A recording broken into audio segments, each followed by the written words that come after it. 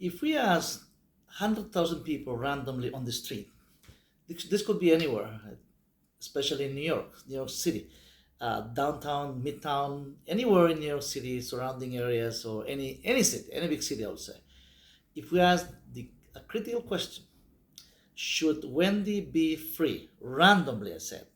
Men, women, young and old, I mean, all kinds of, any kinds of ethnic group, you name it, or political views. Any people with, uh, this is not an issue of being, left or right, or Democrat or Republican. But if you ask the question, should Wendy be free? The overwhelming answer would be yes, Wendy should be free. We're talking about Wendy Williams, the famous talk show host that has been going, of course, uh, medical treatment. Yes, it's a medical treatment. She's been going during the last 3.5 years, which means that 3.5 years was, the last time she, almost 4 years now, not just 3.5, but like 4 years ago, that she was still hosting, a very popular talk show named, the Wendy Williams Show. And we know that for a fact. And of course, like myself, like the majority of us will have the same answer. Yes, Wendy should be free. Remember the campaign, the media campaign, the social media campaign, and the fans, and in the Britney Spears case, it did work. In the Britney Spears case, it did work. The support she was getting from fans, from millions of fans all around the world. Of course, here the situation with Britney Spears was, Spears was different. Well, she had the same, very much similar issues, of course, different ages. And why we're mentioning here age, the age of the person, means Wendy Williams or Britney Spears, or in different ages like Gene Hackman's, which is different case, of course, different situations even, but and different reality, and that's where we come to the issue of, what is the perception, that we having of what's really going on here, and what is really the reality of the situation. Reality meaning the things that it's really happening behind the scenes. We have, because so far we know what we see on the media, of course, what we hear from her, what she's been telling us for more than 3 or 4 days now, since she was, remember, on the window of the facility where she was staying, the assisted living facility, when she was while she was throwing like a piece of paper messages to some paparazzi downstairs on by the street level. And that's how things originated, where she ended up at the hospital. I mean, she would, call the police, and one of her friends came over, and the whole thing, developing in a very fast way, very much.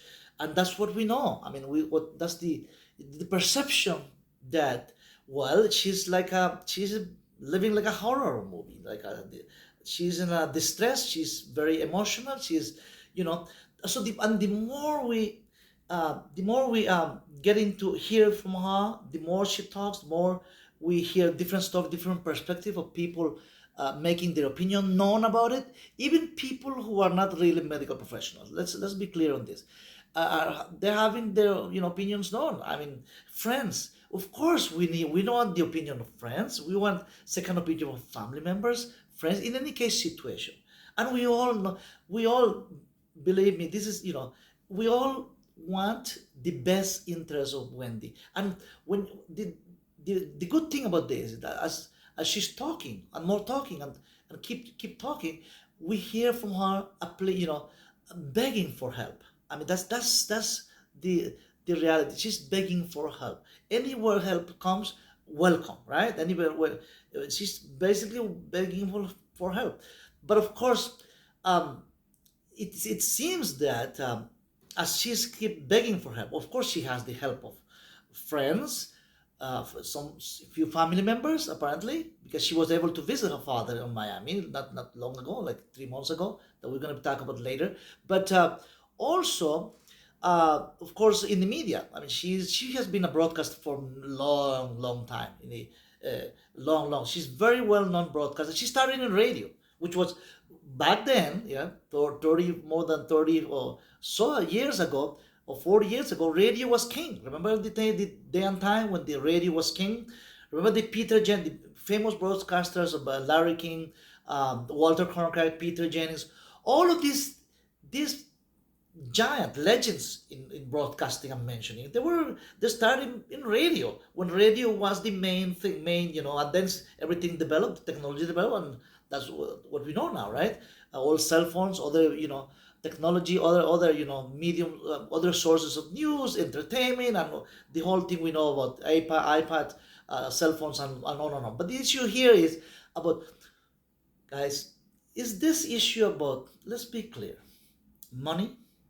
First is money, power, or it should be the best interest of Wendy Williams as a human being, as a person. So I'm gonna be talking about in this video a little more about what is exactly her best interest should be. I want to start with that. But before that, I just want to have a little preview how she ended up in this situation anyway. Um, Remember that in the New York State New York State guardianship system, they have, of course, there's a law that guards, of course, allows this system to be applied, to be in place. And how does this needs to be worked? Is everything on the books? There is nothing that nobody's gonna just say, well, I'm gonna do this, I'm gonna do that, or that this is the best interest of greedy lawyers. Sometimes, yes, of course, there are cases in things happens with lawyers and things. But I'm not here to blame lawyers about anything. I'm just here trying to give you a little hint about how the system works. And of course, it does work, even though in this case the perception, right, which is not the reality. The perception is that the system doesn't seem to be working. I'm very careful by saying this. And here's why. Why it doesn't seem to be working. Um, the first thing is that, of course, this case originated, how did everything started with the Wells Fargo, making not complaining, was it meant, recommending that something was wrong with all the assets, the bank accounts of Wendy Williams assets of the bank, that unusual spending habits, unusual spending was taking place, and everything started with that, with issue of how her money was being managed. That there was some doubts. There was a crisis. She went through a crisis there. All this developed because she went through a crisis, of course, the disease, alcoholism, addiction. There is a big disease. It's a disease. It's not her fault. It's not the fault of nobody's fault. She's an adult, a grown adult, right? She made all this just like everybody else. But I'm not saying to blame what. But let's keep moving with the court system. That really, how does it work in the new court system? The Supreme Court is the Supreme Court, the county court or family court are the institution that conduct this type of hearing, this type of procedures to appoint a guardian. Let's talk about that, because the guardian has been mentioned a lot, right? Of course, before appointing the guardian is the court, right?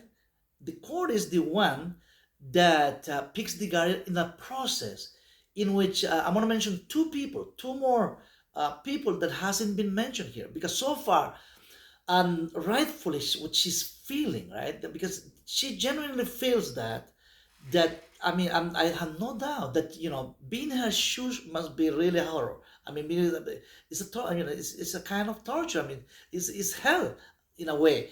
That when she says like, well, I want to get off my neck, the guardian and also the judge. She did mention the judge in one of the interviews, right? So it's like the perception, is that there are two people against her, that they are on there because of who knows what reason that could be. I mean, is it a personal reason? Is it a money issue? I mean, think about that. I mean, the judge, hello? I mean, the judge being involved in something personal. The judge has nothing. most judges, of course, it could be a bad apple somewhere. I'm not saying, in this case, but it could be. Sometimes judges have their own interest in play, something in some cases. But I'm not saying in these cases that's what happened. I'm not saying that. Or the guardian. In some cases, the guardian who has, playing the best interest. Whether this, I'm not talking about this particular guardian, but any guardian, anywhere in any state. Of course, every state has their own laws about guardianship. But in this case, are we just talking about those two people involved in her case? Like uh, when she said, "Get off," they need to get off my neck so I can be free. So I can. That's what she's saying. I'm quoting her. That she said she wants to be free. She wants to be again where she was 3.5, 4 years ago. 4 years ago when she was still conducting, her show. She was all, you know, a star. I mean, she's still a star, of course. She's one of these best known star in TV. Still, she still is, even in this condition, this situation where she is. So, two people that I want to mention that hasn't been mentioned here, which is besides the court, the judge, that she said, she thinks that this Marley has been managed properly.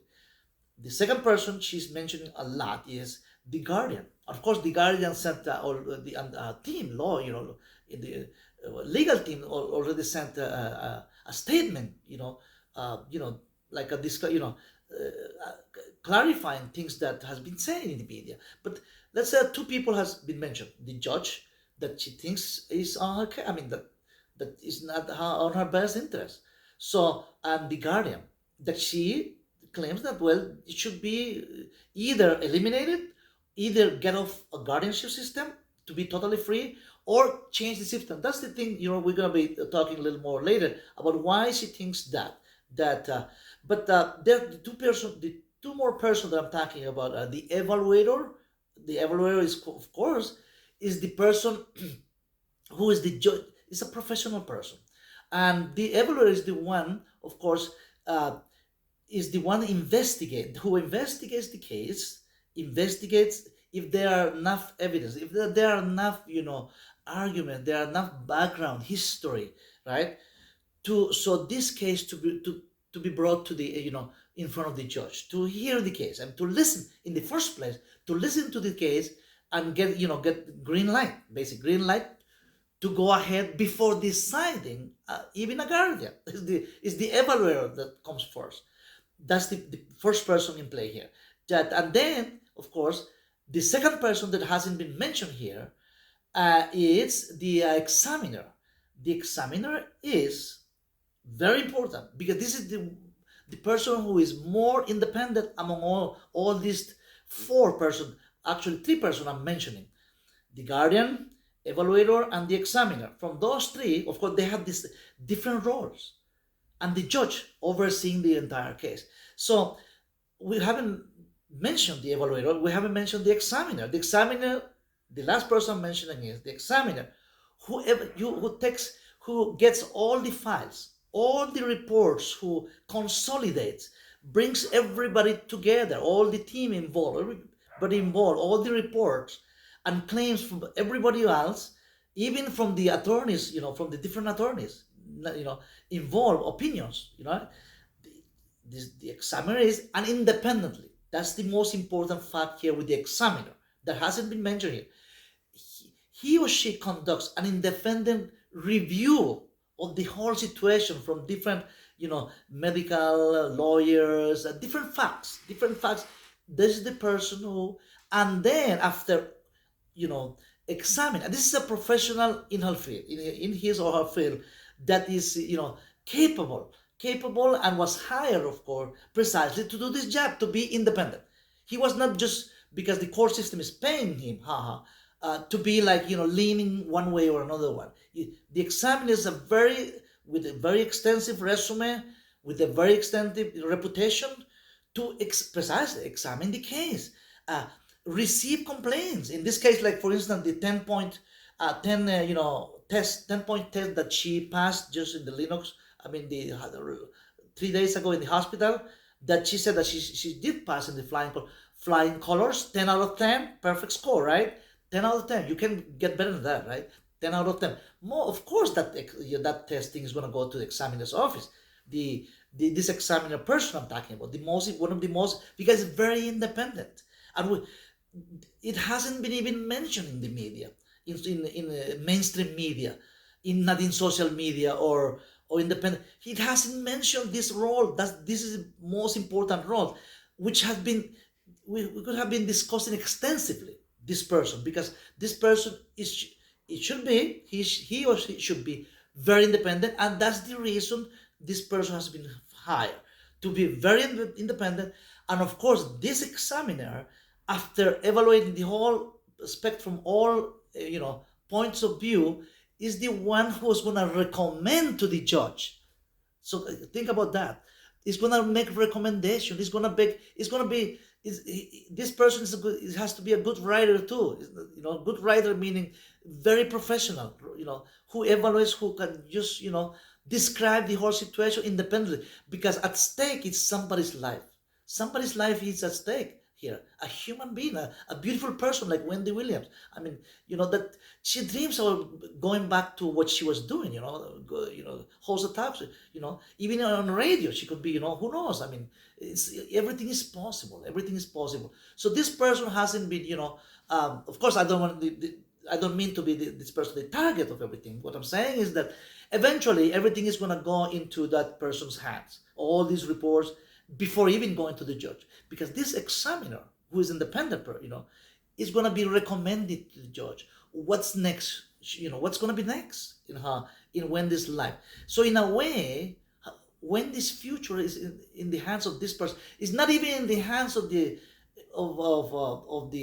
guardian, because everything is centered at this moment to the guardian. I mean, the guardian and the judge, but the person, the examiner, right? This examiner I'm talking about is the person who was going to make a recommendation, who's going to be advising to the judge, who's going to be, advising, and of course the judge is going to make. I'm sure the judge is going to be making the final decision about this case, what's going to be next, and of course. Let's talk about the facility now a little bit. So you have a clear what the institution is working. I'm not saying it's working, but there is a perception that it's not working. Of course, there are concerns. There are valid concerns. I'm not saying that that what has been said in mainstream media is not true. All I'm saying is that there are valid concerns from Miss Wendy's lawyers, from Miss Wendy's friends, from Miss Wendy's fans. I'm one of them. Of course, there are concerns with the way she's been living, the way she's been treated. And this is not the first facility. The first facility was in Connecticut, in which she was like for a year, and then she was transferred to this facility after evaluation, carefully after court hearing. So everything basically is approved by the court. Everything very much. So if there are concerns about that now that we see that we all saw what we saw, right? We all saw and we have seen we continuously hearing from her. She continued giving interviews, but we saw her walking with the police officer this day that she went to the hospital. And the concern was that from the guardian was that she only was able to move with scooter, right? I mean, with help. But in this case, it could have been that momentarily, temporarily, right? She's getting better. Her mobility is getting better, which I'm happy for it, of course. But that doesn't precisely necessarily mean that her mental being is in a perfect condition. Let's be clear. We want one thing is what we wish for. I mean, what really wish is like a wish. Yes, of course, that we want that. We want and we want to see more of Wendy, what we have seen in this last few days. But what we have seen and hear from her in the last few days, is that enough to have? Is that enough really? I mean, to make a decision about, well, this definitely should be so. We are in the media campaign. Of course, I'm for it. I'm positive for it, for a media campaign, for fans base petitions. Who knows? I mean, millions of people petitioning that let's free Wendy. But is that the way in this case should be working? Let's be clear. Let's face reality here. That this in this situation like this, democracy doesn't work. I'm sad to say that, and hopefully, some people are gonna disagree with me, but democracy doesn't work in cases, situations like this. In this situation, this case, is about illness, it's about disease, it's about well-being of person. I believe, right? Of course, friends and family has to be, involved in it. We as fans of needs to be more involved in it and listen more to the case. I mean, being active in the media community, in the social media, if there are petitions going to take place. But it's limited. It's very limited. We can do. If this was a democracy, she will win with 99.9%. Think about 99.9% of the votes, so she can be free today. That she can be let go. That force the judge to hold a hearing today or tonight. I mean, the court can work at night. Sometimes they do, day and night. Sometimes there are night courts. The judge can be and hold an emergency hearing. Isn't that what we're wishing for? That tonight, today, tonight. I mean, later. Who knows? An emergency hearing to hear this case, to have all these opinions, to invite even the licensed doctor. That remember all these doctors that have been giving opinions about the case during the last 3.5 years. They are licensed by New York State. They are licensed professionals in their field. Their specialty. They're specialists, guys. They're specialists in giving these opinions about what's going on with her, and taking care of her.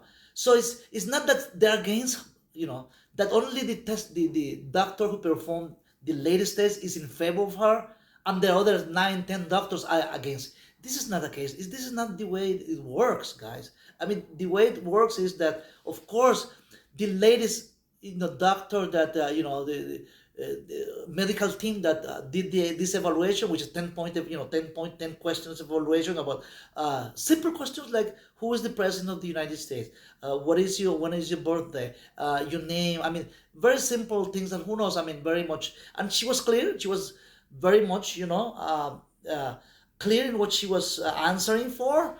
I mean, and I'm sure that she's better. She's doing better, of course. She's doing better, but is doing better means that she should be. I mean, she should be let go. I mean, independently, just she could move to an apartment somewhere. I mean, a nice apartment and start a new life.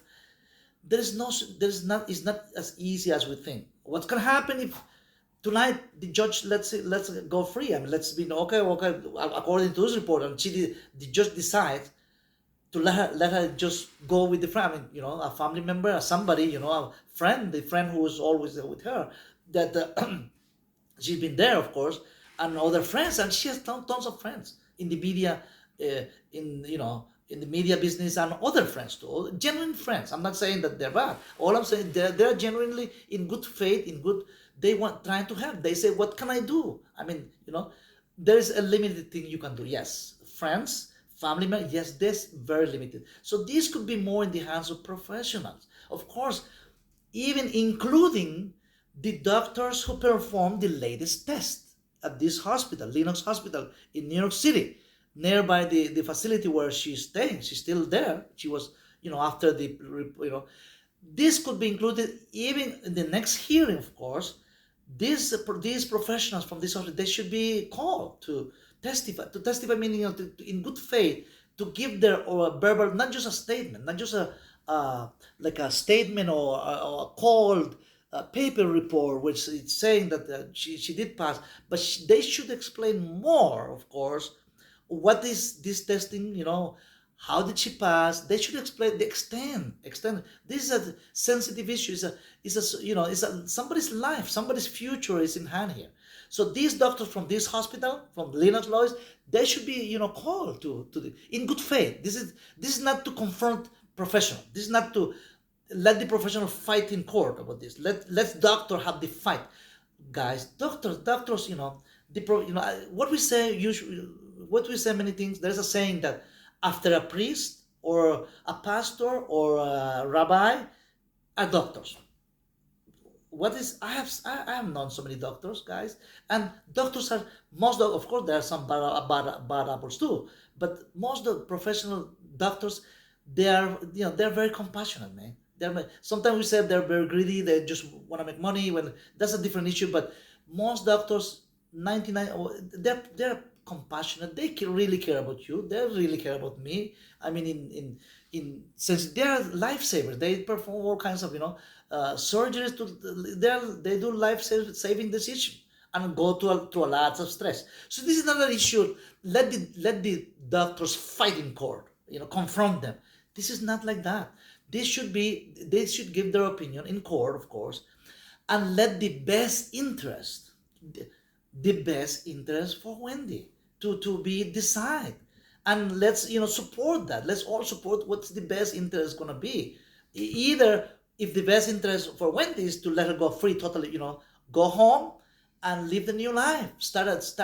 It's like starting a new life. Start, because the 3.5 years that she's been going through, it seems that she stopped living. Like it's like she's dead person walking, dead Wendy walking. I mean, I'm not being dramatic with this, but that's what the way she's describing the hell she's been through. I mean, and I'm not blaming the system. What's taking place in nursing homes or assisted living facility like this one, that I know very well, very well, because I did work for a nursing home which is very similar to assisted living, and I know for a fact how these places worked, how they still work.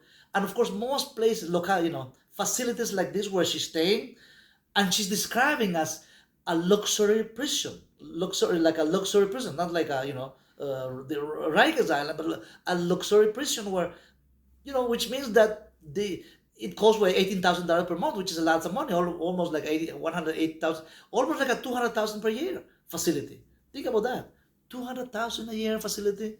Of course, there are 24/7 medical treatment, medical, of course, good meals, good food. She's not complaining about meals apparently, but she's complaining more about the confinement, being in isolation, being not able to talk to to have a social life like she used to be. It's just shocking for her. I mean, being like a celebrity like she was, to be confined, to be in a place like that. Of course, not everybody in the nursing or an assisted living are celebrities, and for them it's easier. If you're a big media person, like a like any like a think about, if you have the Taylor Swift taking to a medical facility like that, Taylor Swift or any Michael Jordan. Hello, I mean all these big celebrity with you take into a facility like this, they'll go nuts. They'll go crazy. They'll go.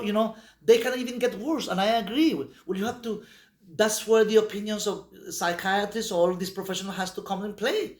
What can was the transition easy for her to come from the media limelight and from the focus of all attentions, from red carpet to this? Of course, believe me, guys. Millions of people wish they can be millions of people who are starving at this moment. They could be in a luxury prison like she described, just to be able to eat 3 times, to have all gym, to have all this. But that's not the issue, of course. This is a side issue, social issue. But of course, it's terrible for her. It's terrible to be able to sustain, to keep going. And it seems that the more she talks, the more she's, emptying her, what she, that she's telling all these things. Of course, that's part of the healing part. You have to let things go, what you have inside. She needs people to talk to, people, friendship. She needs, instead of money or other items, material things, she needs the warmth, of a person, people who can really care about her, and they have it. These facilities, I work for them.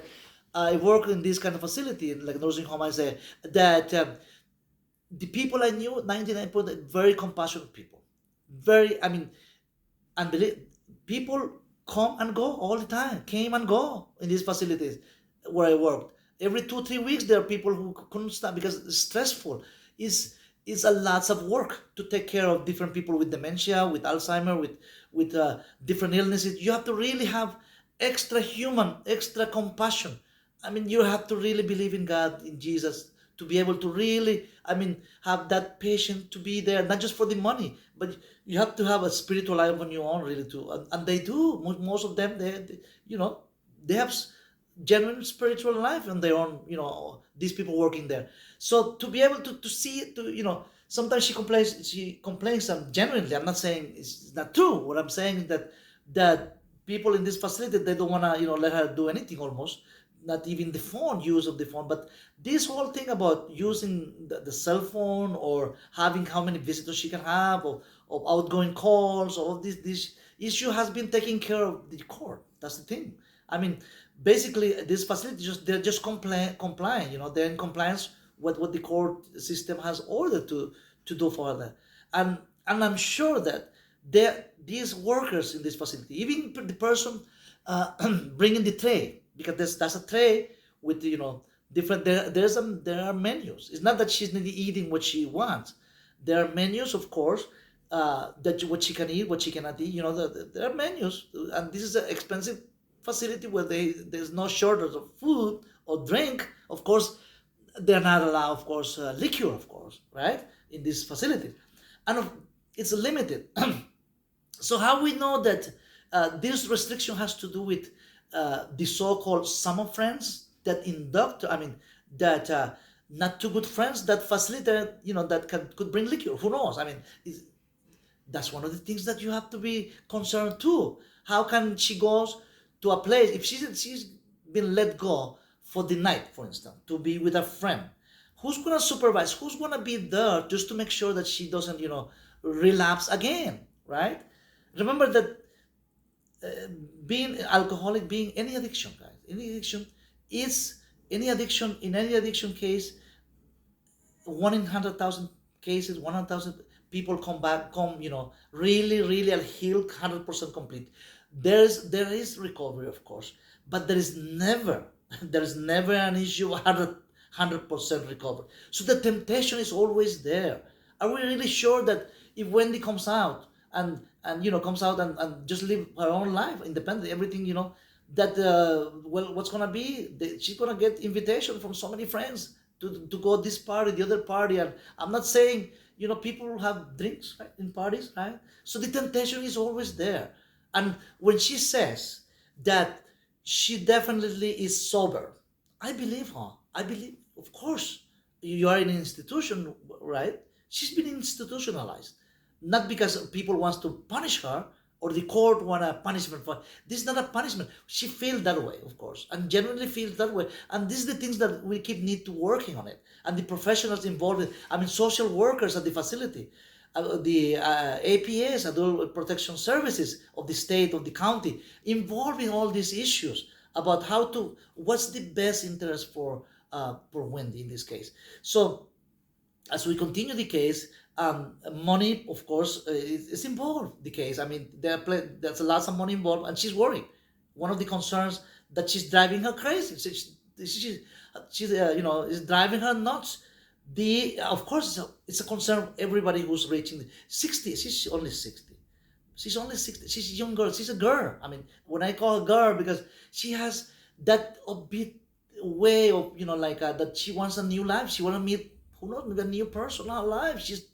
She has still dreams about career, about family, about how starting a new family. That's what she's, begging for a new life, a second chance, a second opportunity, like most of us at any age should have, right? If her marriage was in ashes, right? Her first marriage, and we know the whole story about, what happened to her husband and everything, went on. But of course, the best interest of her is at play here, and hopefully, as we keep following the case, it's not just a case. This is not a case, but it's a human person, a human being who really need the care and compassion on all of us. So, thanks, guys, for watching, and hopefully, this video will, give us more clear of, how the institution, the court system works, and what's the perception that we have, as we watch, as the media campaign, is developing, and fans, of course, many millions of people worrying about her, but the perception that just she's been punished, and that she's paying for something that is not her fault. Of course, it's not her fault, but I'm sure that in the next court hearing, things are going to be more clear. Of course, the best decision will come from the judge and the professionals involved in this, taking, in good faith. I'm sure that that's going to be good. There's going to be good faith for all parts involved, and a good outcome will come and we'll all be happy for Wendy. Thanks a lot for watching, guys, and see you in the next video. Take care of yourself and may God bless you. Thanks a lot.